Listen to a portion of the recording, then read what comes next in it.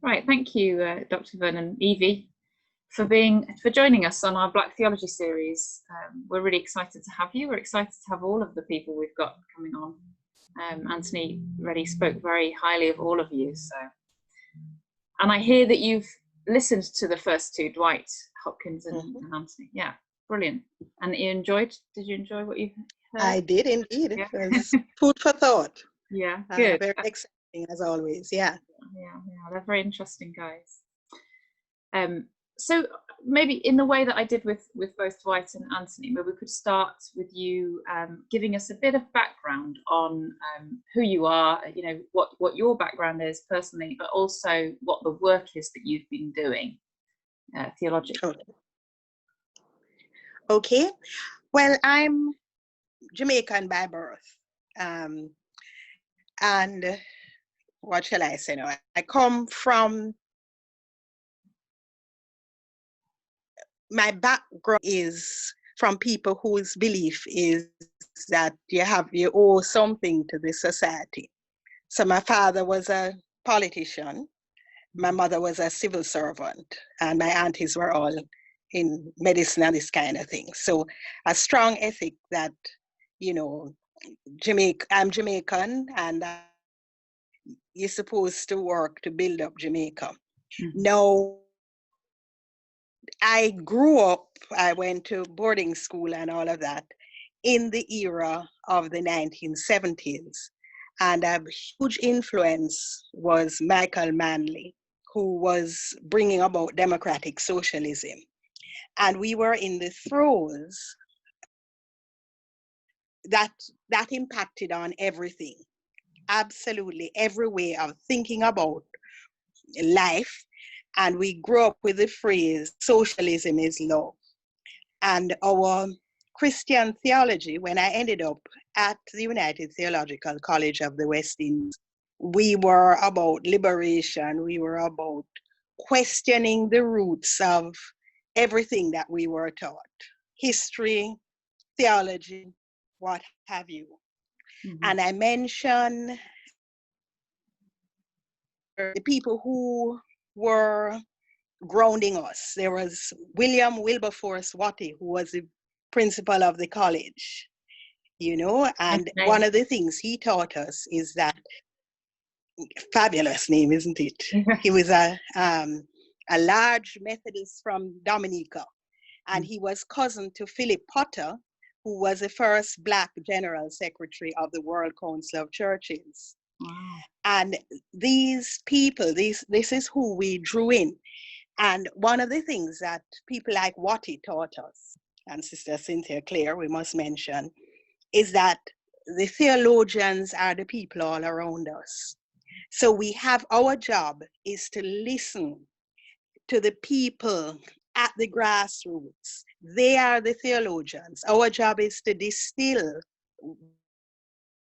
their thinking as theology. So it's no point us thinking that we are the ones with the knowledge. It is from woman that we learn.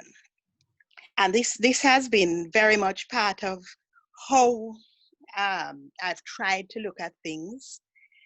And yeah, I felt called at the time to priesthood in the Anglican Church, but guess what? The Anglican Church at the time was not ordaining women. So I went in to be a deaconess, whatever that is. We're still fighting about that. And I was therefore grounded at UT because it's an ecumenical theological. So my closest links, which continue today, were the ragtag ecumenical women who were in the cottages, because there were not many women. So the men tended to be housed denominationally, whereas we women were across the denominations. So, you know, we met together, and our strongest ties, which continue to this day, were ecumenical. So when Anthony was talking about some of the work that I had done with Nannyish theology, that's something that was coined by the Revd Dr. Marjorie Lewis, who was my cottage mate. and who at the time was part of the Disciples of Christ. And we continue to be friends. So what shall I say? The project was to pick over every single thing there is. And maybe I talk about Nannyish theology, what that is, how that's different from... that was going to be my next question. Yeah. So Yeah. if you could tell us a bit more about what that is. Nannyish theology. Yeah. No, I'm very resistant to categorizing. My first discipline was natural sciences, and classification was always something I had a challenge with, because you classify things when I was growing up into animals and plants, and there are these things like paramecia that don't seem to fit to one category or the other, and classification kept changing. And I think, and so I'm very skeptical about it. Yeah. What are viruses? Are they living organisms or not? And I want to say that in terms of where our theology falls, and even what is theology as different from social science and all of that, I remain a skeptic. However, I align with Black theology. I align with oneness theology. Nannyish theology fits my boat. I can, in some contexts, call myself a Black feminist. That's a term that goes down well in South Africa. I can call myself, but what happened, I'm just me and trying to way of living, okay? Nanny, our Jamaican heroine, was certainly not a Christian. Well, at least not as far as we know. We don't know a lot about her. Could you say but we her know name that again? Nanny? What was her name? Nanny? Okay, Nanny. We don't actually know her name. Oh, okay. We do not know her name. It's a name that has been handed down. What happened is that people of African origin were kidnapped and brought across the Atlantic to work on the sugar plantations and earlier the tobacco plantations. And very well. So right from the beginning, there were all significant cadres of people who took off into the hills and set up their own communities. And we call those people the Maroons, yeah? And they fought for their independence. And actually, in 1739 and 1740, they won their independence, that small cadre of people. And a peace treaty with the British signed 1739 by Qua, and 1740 Nanny, the woman leader of the Maroons, the Windward Maroons,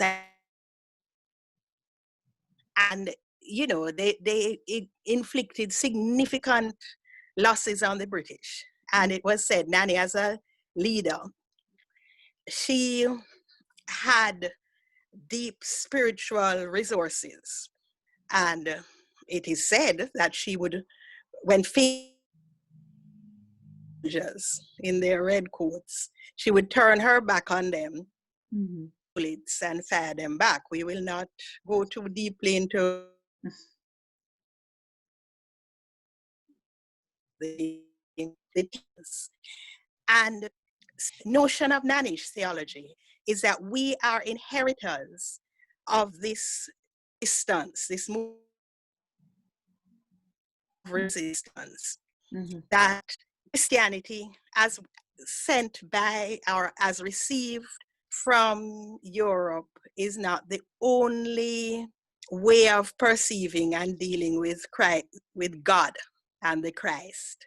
I have a friend, Bishop Jonathan Ruhimila, who is a Rwandan, who points out that all countries, all ethnicities have their own Old Testament, and that God came with us and spoke to us across the Atlantic, and on those ships, God was with us, So the spirit of Nanny leads us to look at resistance and to look at that there are other spiritual wells that we can dip from in who we are and how we understand our type of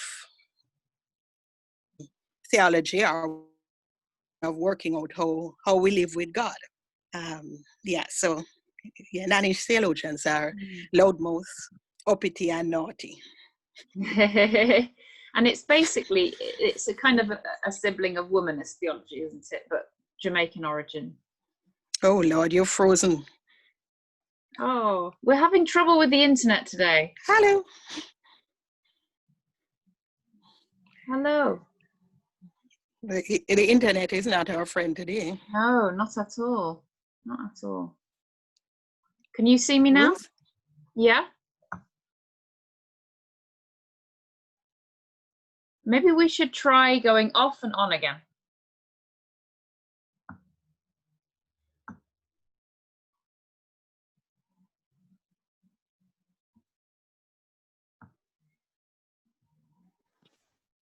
Are you back?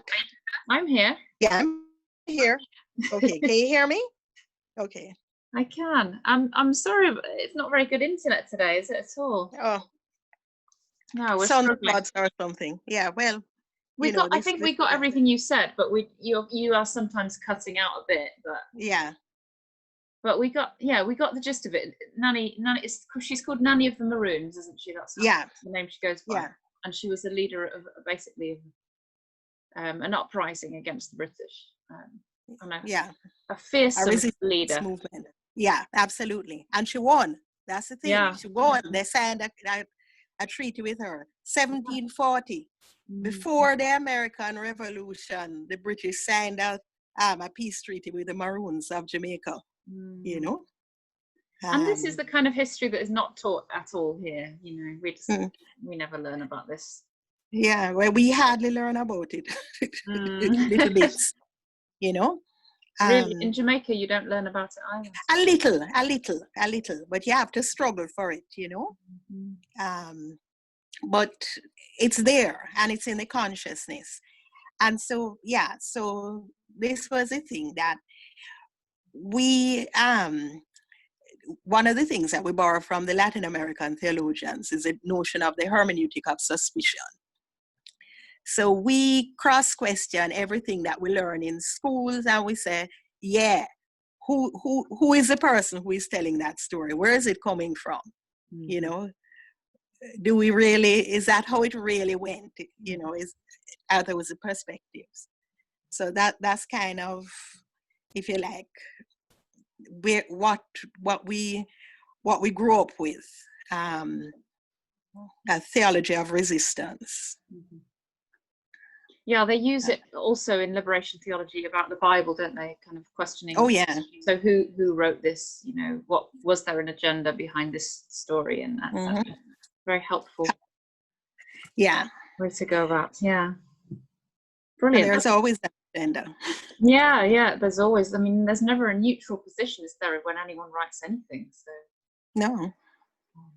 I mean, unless you believe that God literally wrote it down, God's self in the whole Bible, which I don't think any Christian can believe that. So yes, it all comes through people, and all those people have their agendas and their views and their backgrounds and things. Yeah, and I would have to say, even if I heard that God wrote it down, knowing how I do when I write things, I'd say, what mood was God in at the time when he was writing that bit, or she? Yeah. You know. Yeah. So that's Nannyish theology. It's basically womanist theology, but kind of a Jamaican version, like a black feminist theology, basically. So. Yeah, but one that has strong threads of that we take into consideration that there are other spiritual traditions that we can draw on. So we draw on our African heritage. We draw on the spiritual traditions of our Hindu friends and relatives. You know, we say that God is there, and it is for us to listen how God speaks through different people. So we do not negate other ways of looking at things. Well, I'm really happy that the internet for now, you know, hopefully seems to be doing a bit better. So I'm hoping it'll stabilize now for us. So we've talked about the Nannyish theology thing. I wonder if you could give us a little bit more about your roots and the different. When did you move to the UK? I moved to the UK, about 11 or 12 years ago. Entirely Anthony's fault. He told me about a job at Queen's, and I was between roles. I've worked at the Theological College in Jamaica. I've worked also in HIV and AIDS across the Caribbean and in gender stuff. But yeah, was looking for work and applied for this thing. And I really applied because there was a Black Theology conference going on at the time the interviews were on. So I really wanted to get a free trip to the Black Theology conference. But as it happened, I got the job as the director for the Selyoke Center for Mission Studies. Yes. So that was interesting. And that was 11 or 12 years ago. And then you did that for a while, and then you moved on to USPG, didn't you? Well, it was a part USPG, part Methodist Church in Britain. They were the sponsors for that. And then they did one of these. USPG got terrified in the Icelandic bank crash that they didn't have any money. And so they stopped they said they wouldn't be able to continue to fund the work of the Center for Mission Studies. The Methodist Church weren't quite as clear. But essentially the job dried up and something came up in USPG. So it was more moving over, but USPG were always part of the picture. Yeah.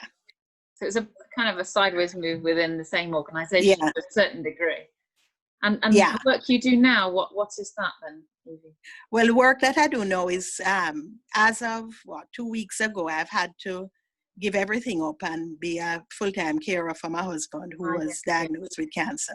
Yeah. So for 2 months, I worked with a Catholic HIV charity called CAPS, Catholic AIDS Prevention and some.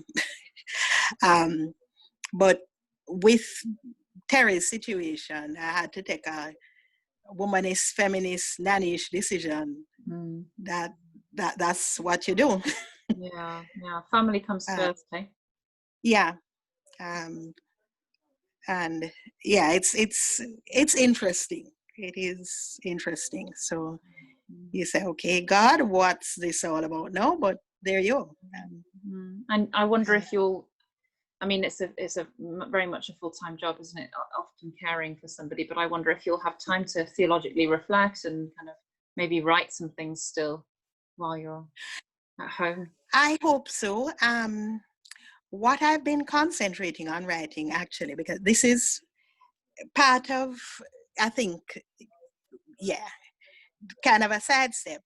One of the ways in which I think theology comes out is through novels and stories and poetry. And I'm very much, so I've been concentrating on, I'm a poet and I'm also a storyteller. So I've been trying to work on that a little bit. So, you know.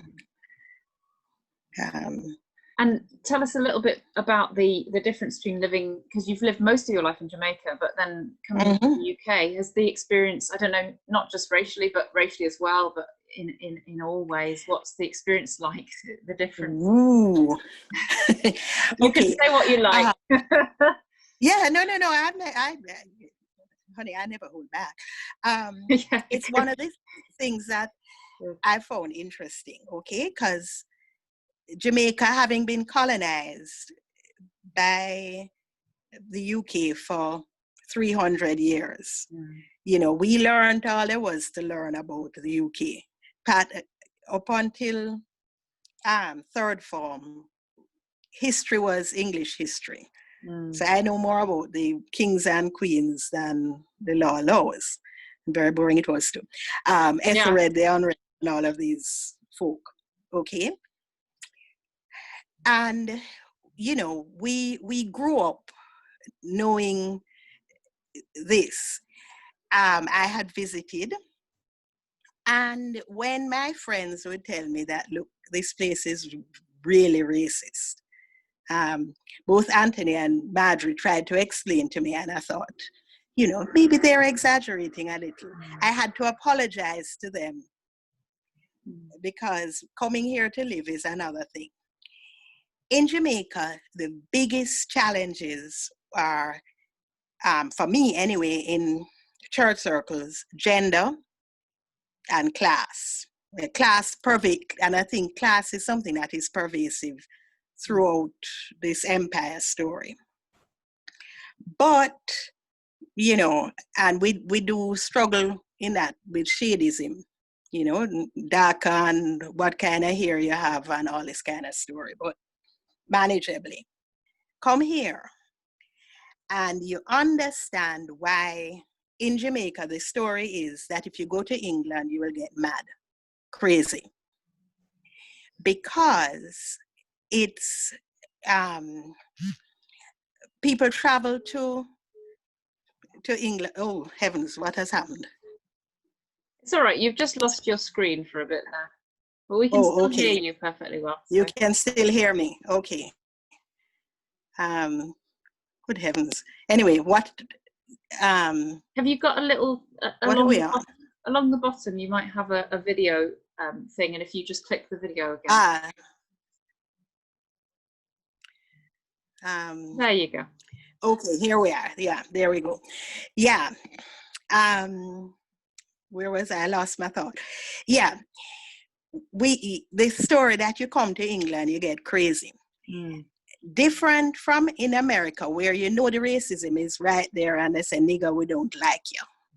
But, you know, nigga goes there and nigga can't. We have had 2 niggers who become, pardon my thing, but 2 black people have become Secretary of State. 1 black person has become president. And, you know, black person who became Secretary of State was also head of the armed forces. In other words, the resistance and the racism is right there out in front. You come here, and people have been coming here a lot longer than they've been going there. And where in any of the 5 political parties that you have, where is there anybody in black leadership? As for the churches, well, you know, we won't go in. There have been many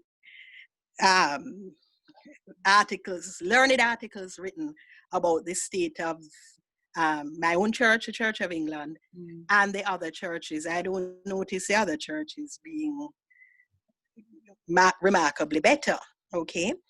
But the thing with it here as well is that people don't, as a rule, say, you know, nigger, get out of here. But they very politely make it impossible for you to go forward. And it is that the very politeness makes you not understand what is going on, and that, okay, so this is racism, you know? And it's very confusing, and you can think people are being nice, and it takes a while for you to understand that actually, no. And that's I think that's harder, and that makes it much more difficult for people to negotiate. So you get the Windrush kind of situation where people thought they were fine, they were citizens, they're okay. No, they're not. Get back. You know. So yeah, I will say this it's been a difficult space to navigate. Very, very difficult to navigate, and racism is a real factor here. And because it is so covered in politeness, that even the people who are being racist have quite often no notion that that's what they're being, you know. And why are you being? There's something insidious, isn't there, about kind of the way that people often, especially in this country, think that racism is only, calling people names and very overt. They don't think that anything else is racism. They don't recognize it as racism. You know, all the unconscious bias. I remember a nurse asking me about something she said that she was taught was called West Indian psychosis. Hear the name. This is something that they have done, at least used to talk about in the NHS, you know. Mm-hmm. And it was that, why these Jamaicans particularly get boisterous and making noise? If they don't understand what you're doing, they will make noise. And then that comes and gets written down as psychosis, as madness. Mm-hmm. My friend who was here, her child, they kept trying to put her in, you know, what used to be called educationally subnormal, but in the lower grades, where she wouldn't take GCSE, where she would be sidelined into the track for those not quite as able. And she had to go to the school and carry on every single day.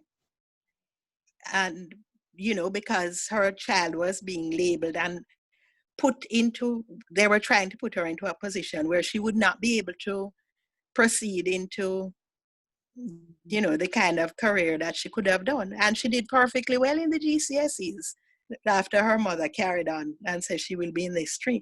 But this is, you know, so she had a mother who could manipulate, recognize what was going on and fight the system. But what about the thousands of others who, you know, take it for granted that the teachers know what they're doing, you know? Yeah. And it's really often a kind of scary. Prejudging, isn't it, of people that, you know, society teaches us a certain thing, and even though we might not be conscious of it, we're still making decisions based on that thing that we've been taught by society, that, you know, like children achieve less or whatever, you know, which is actually completely false. I've heard that actually there's quite a lot of different groups of Black children that actually achieve very well. So but that's the pervasive myth, isn't it? So and it's very similar to what would happen with gender, you know, where, no, we're not going to put girls into the maths class, the advanced maths class, because girls can't do maths. Really? Space program, Bletchley Towers, you know?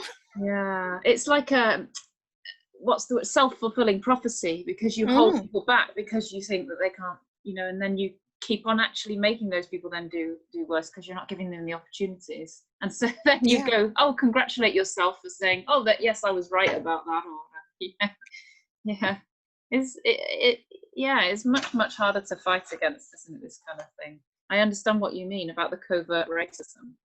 Much harder to fight something that's not out in the open and not recognized. And we have our government, of course, doing a so-called investigation into inequalities, and yet it's headed by people that don't believe in racism. So you just despair, don't you, really?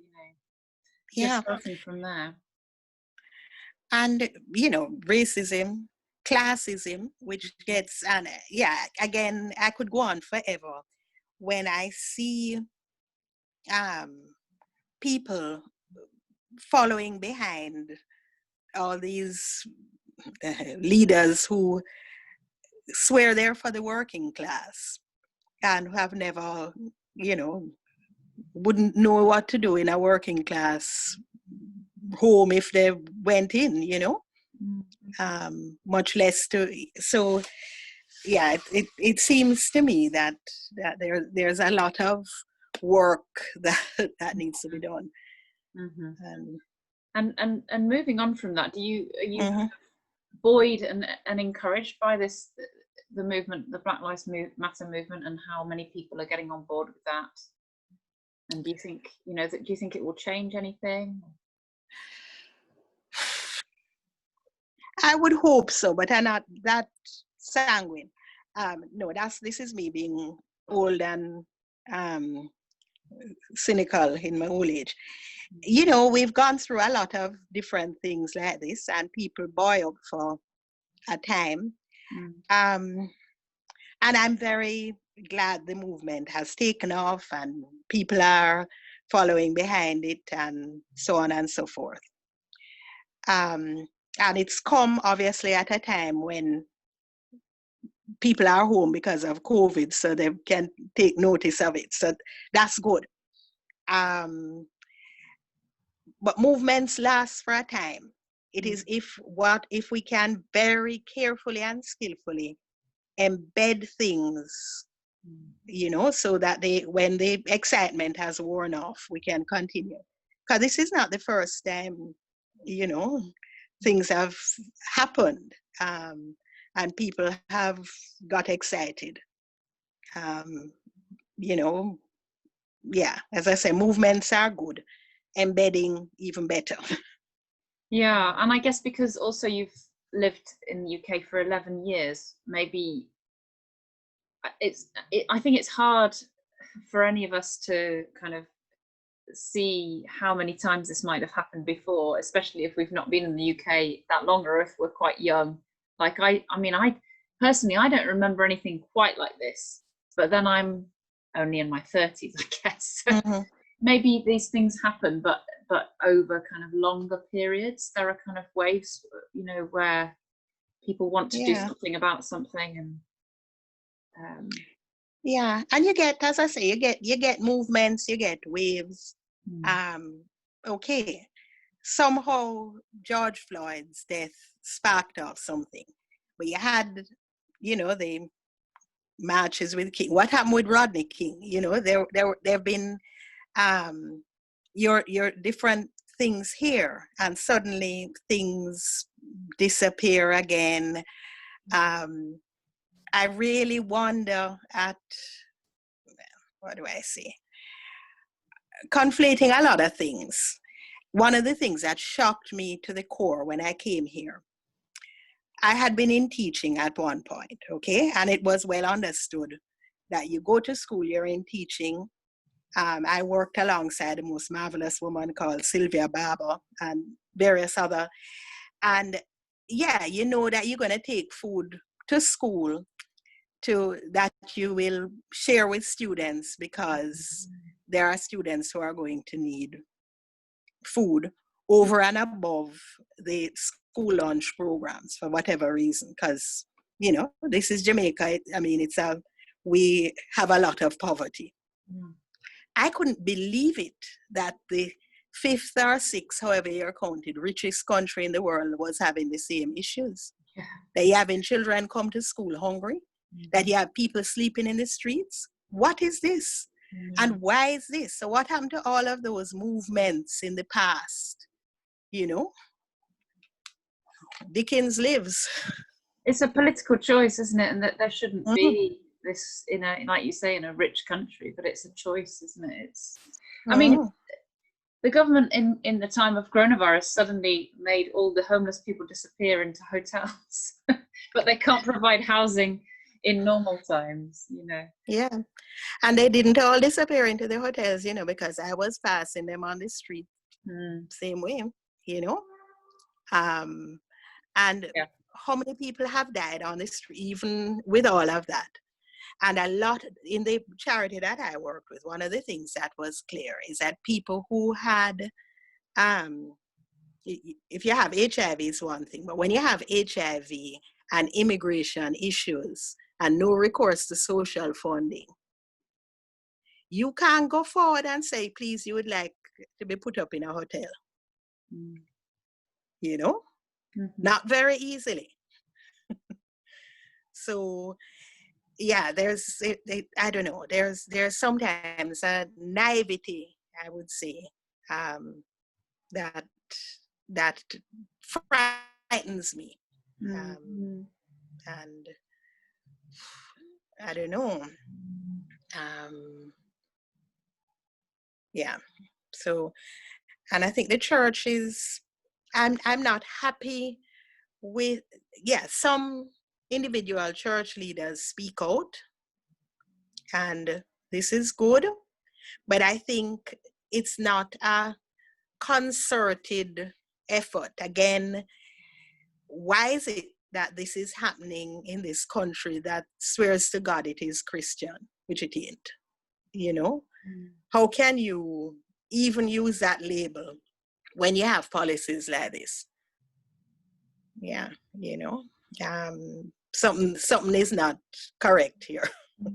And that's why, you know, there's something theologically wrong as well, isn't there? If you're calling your history Christian and your background Christian as a country, then something's gone very wrong with your theology. And that's why it's important that we have more liberation theology, and why you and Anthony and others are doing such important work.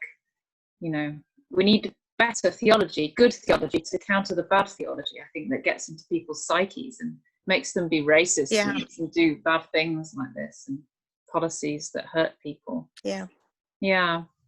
And what are some of your favorite theologians? You mentioned Marjorie Lewis. Do you have you worked with her? Have you lived with her? Yeah, we were at college together, and we've worked together on a number of projects. So Marjorie is fabulous. There's Althea Spencer Miller, who is at Drew University in the States, and she was also UTC graduate. She's marvelous. Anna Perkins, who is a Roman Catholic. You know, naming out, I might get into problems with, but there are a lot of women who work together in what we call the Caribbean Women Theologians for Transformation, which is, you know, Philip Potter of blessed memory, who I mentioned before, who was the first Black General Secretary of the World Council of Churches, who was absolutely marvelous. And I was looking back at some of this stuff of the Revd Dr. Hyacinth Booth. She has a book, Breaking the Silence, where she's dead also. But she was a, what I tend to call an ugonal, as opposed to seminal, because women can't be seminal, kind of thing. So what was the word you used? Ugonal, from the ovaries. Okay. As opposed to seminal, you see. But she was certainly, she was the first woman ordained by the Methodist Church in the Caribbean and the Americas. And boy, she had to fight for it. And she did her PhD. And well, she went to do a master's over in Scotland. And they said, okay, come back. And she said, but she's got a scholarship to complete her PhD. They said, no, you can't. She said, yes, I will. And when she came back, they, what they call it now. Anyway, they disciplined her, and she couldn't function as a minister. And she actually, they thought she should go back to confirmation class. But she headed up the graduate studies program at the UTC, which is how we started it. So that's how people like me got into being able to do graduate studies in Jamaica. So there are, so people like Hyacinth, fabulous.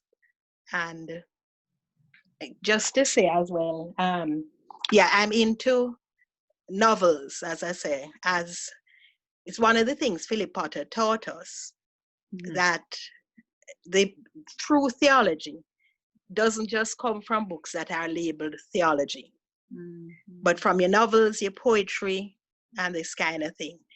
So I'm reading something by a woman called Sylvia Dennis, The Road to Timnath.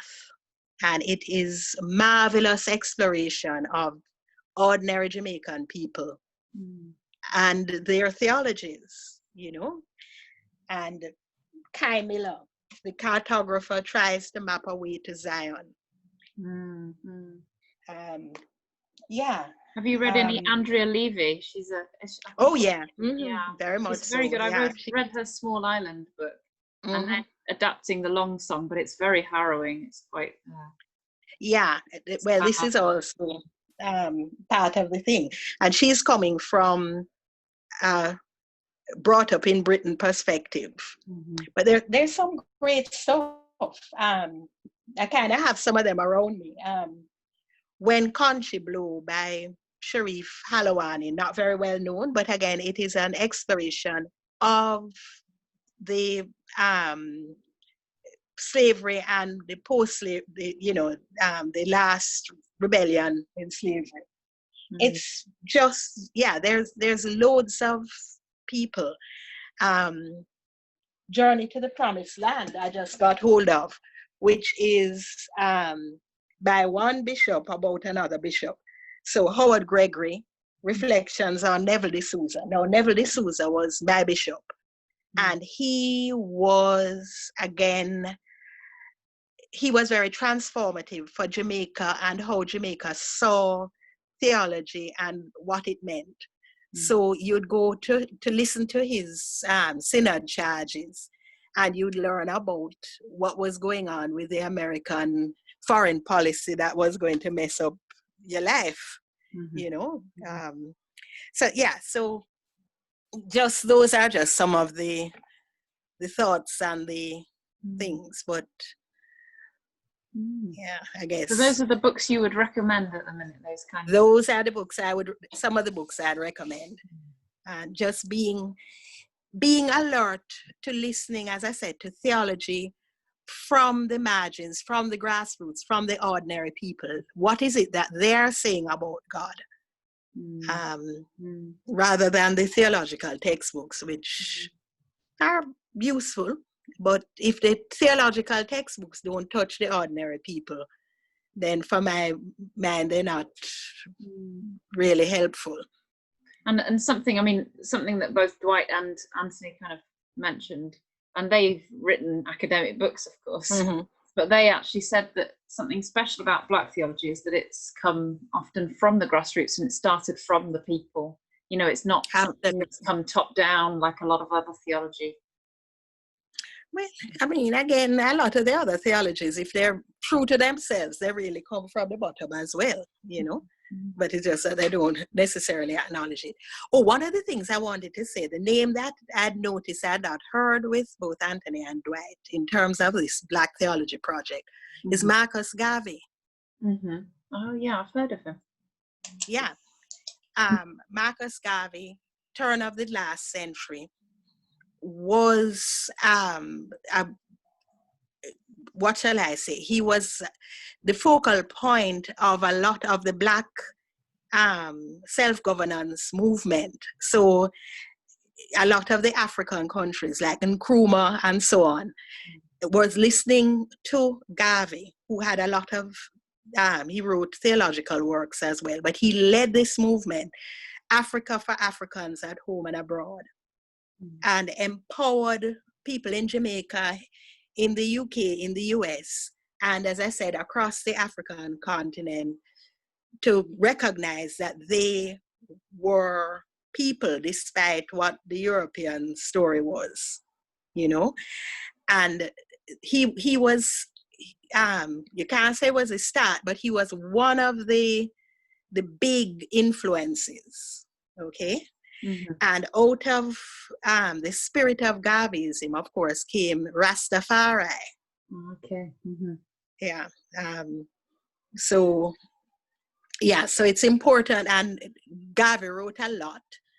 And he had two wives called Amy, one after the other. Amy Ashford Garvey, Amy Jakes Garvey. They also wrote and were instrumental in, Black consciousness, Black power.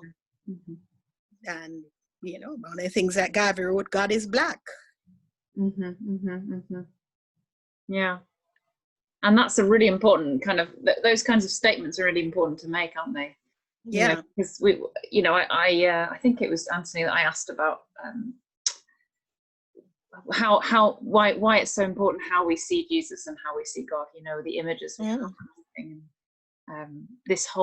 The whole way that Christianity and Jesus and God has been linked up with white supremacy, trying to detach them, and it's the same, like you say, with gender. There's a lot of crossover, it's the same with the way we see God and Jesus, or Jesus obviously was a man, but the way that we emphasize the manness, the maleness, rather than everything else.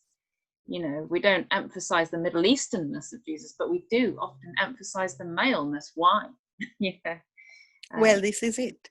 Yeah. When I was doing my thesis, I looked at some of these things, and I did wonder why it was, looking at who could be a priest, right? And okay, so how come at the insistence, okay, the women can't be priests because they don't look like Jesus. Yes, so how come men who are not circumcised can be priests? Mm-hmm. How come white people can be priests? Well, precisely. You could go on and on with it, couldn't you? Yeah. And these concepts and the wholeness of Jesus, the humanity of Jesus, and what does that mean? And the godness of Jesus, what does that mean? And therefore the being clean and unclean. We've had some very interesting concepts about this notion of being clean, because women are not supposed to be clean when you go to the altar. If you're having your menses, that is just a very bad thing. And we said, well, how did Jesus come here? Covered in blood from a woman's vagina. Yeah, and the whole of communion is about talking about Jesus's blood and body at the end. It's not like there's no blood involved in that whole entire thing. Yeah. It's a messy book, the Bible, or kind of collection of books, I should say. But it's definitely not something clean. No. And I guess this is also part of the project that's been part of the fun, how you look at the Bible, how you use the Bible. A friend of mine, Anna Perkins, talks about the project of men who use the Bible to hit women over the head and beat them into submission. But the Bible is a very human book, and one of the joys has been hearing as they struggle with the humanity of how these books are written. So it's not books about nice, virtuous people.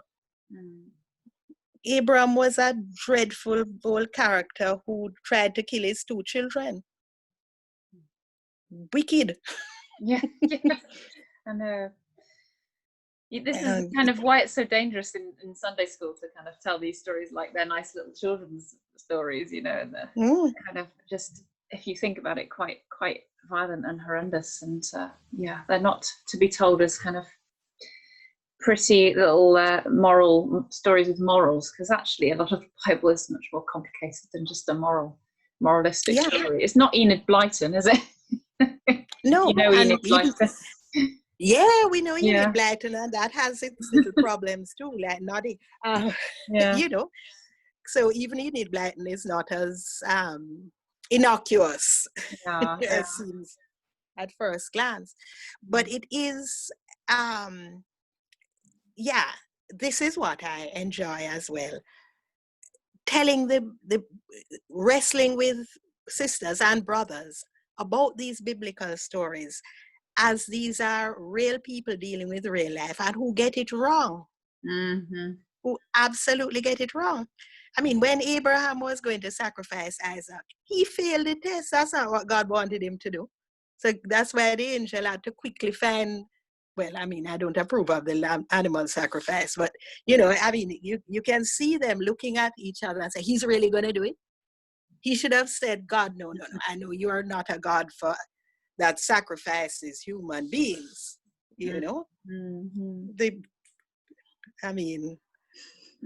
Sarah had her problems, but you think she was going to that? No, so no. Yeah. And there's a reason why they leave all that, all of those stories that show people in a bad light. There's a reason why it's left in, it's not like absolutely it's purposeful, isn't it? Yeah, but we try to whitewash, and I use the word advisedly, and to misinterpret the stories to actually show the bad things as being good when they're bad. Yeah, exactly, which is the real danger, isn't it? And I do, I grew up in some cases in a kind of fairly evangelical Methodist kind of setting, and yeah, definitely things were told as if they were good stories, and people. I remember going back to the story of Samson and going, this guy was presented to me as a child as a hero. He's horrible. He's just destroyed this place and killed all these people. This man is not a good man. Yeah. So we have to go back and we have to challenge and struggle with these things, don't we? Like Jesus did. Struggling with the scriptures. Yes. Yeah. This scripture teaches, but I tell you, I mean, all this story, I mean, well, as one of my friends, Zanet, always said, again, even with the Jesus story, Mary was a neglectful mother who lets her child out of her sight for a whole day and doesn't know. We'd have had her up with social services as soon as, And then this and this boy is coming. When she and the husband go to, I was about my father's business. So he's saying, you don't have any talk to tell me anything, right? That man is not my father. If he was a Jamaican child, he would have gotten a couple of slaps. Oh, it's great. It's good to see the humanity in these stories and to see, to find meaning as adults, because sometimes as children we just have to hear what people tell us, and it's not always the best interpretations. No, I mean, it's it's been really, really good to talk to you though, Evie, Dr. Vernon. Well, yeah. And if there are any other, just quickly before we finish up, if there are any other podcasts or any other books you recommend, or if you've written any papers maybe you'd like to recommend for our supporters to read? Well, there's stuff on the USBG website. That's always pretty good to look at. Things from our Rethinking Mission conferences. I was just looking at some stuff on that UTCWI things. And, and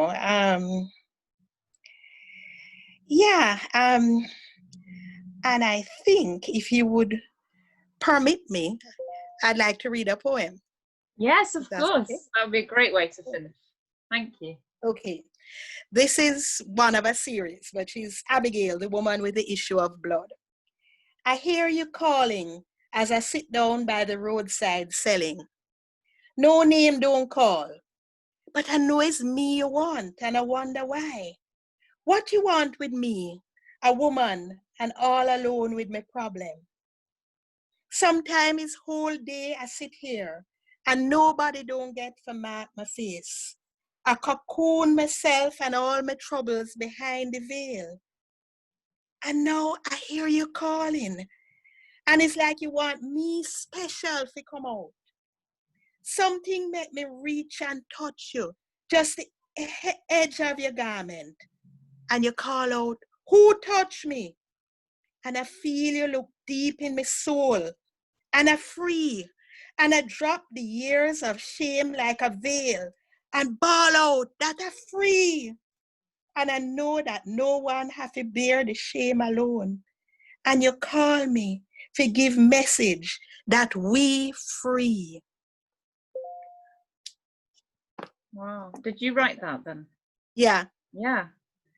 So you're a poet as well. Mm-hmm. Have you got any others you want to read before we finish? Okay, I can. Let me find it back. You mostly write on theological topics, your poetry? Or? But in my theory that everything is theological. Yeah. But yeah, kind of, yeah. These that I have before me now are conversations between different women and Jesus. Mm-hmm. Let me read you this last one. The woman at the well. In Eastern Orthodox theology, she's given a name. She's Fatina. Mm-hmm. And she went on to become a martyr. That's really so.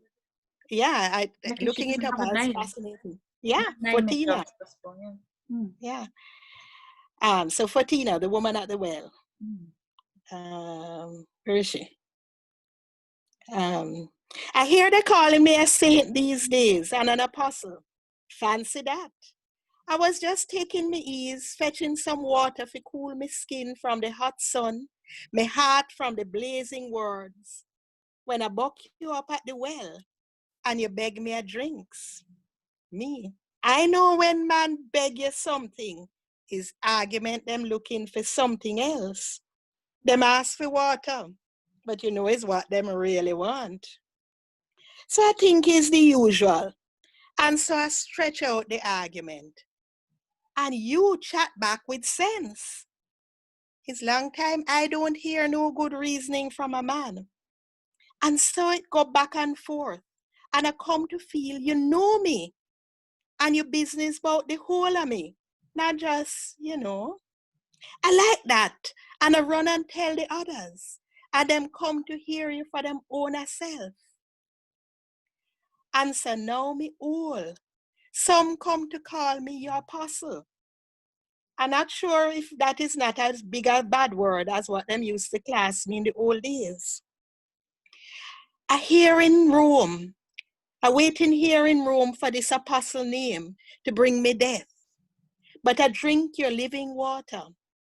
I might be fool, but I believe death for you will wash me into the everlasting well. Wow, that's powerful. She's one of my favorite characters in the Gospels, so that's really Isn't she marvelous? Yeah. But yeah, she went on, and apparently she, not only she, but her children and her brothers were martyred and all the rest of it. So she, but this is the kind of the legend that's built up around her, or the in the Eastern. Well, this is, yeah, the Orthodox tradition have, well, you know, what's legend and what is, I mean, that's how they followed. Yeah. We don't know. So I was fascinating because a lot of the stories that we have grown up with, the Roman tradition that stop at a particular place, the Orthodox traditions have gone on with other stories, and you know. Yeah, and of course in the Catholic Church there's enormous amounts of legend and myth growing up around all these different saints, and you know, a lot of it is so clearly myth rather than history. You know, like our son, my wife and I have a son called Brendan, and we named him after the Irish Brendan, and his story is so interesting because some of it's probably, you know, probably mostly true, but then there's a bit of the story where he lives on a whale for a bit. Oh well, there you go. How that's amazing! So fun. It's just fabulous, and I love it. But it's obviously not actual fact, you know, about this guy. Well, never be too certain. Well, I mean, he might have been a spiritual living on a whale, which is never say never. But yeah. Oh, it's really, really nice to chat to you. It's nice to get to know you. And thank you for taking the time to come on here. Though you've got a very busy life now, and yeah, all the best with your new life, looking after your husband. Yeah, well, let's see how that goes. But thank you so much, Ruth. This has been fun. Yeah, take care then. Thank you so much. Okay. All right. Okay. Bye-bye. Bye-bye. God bless.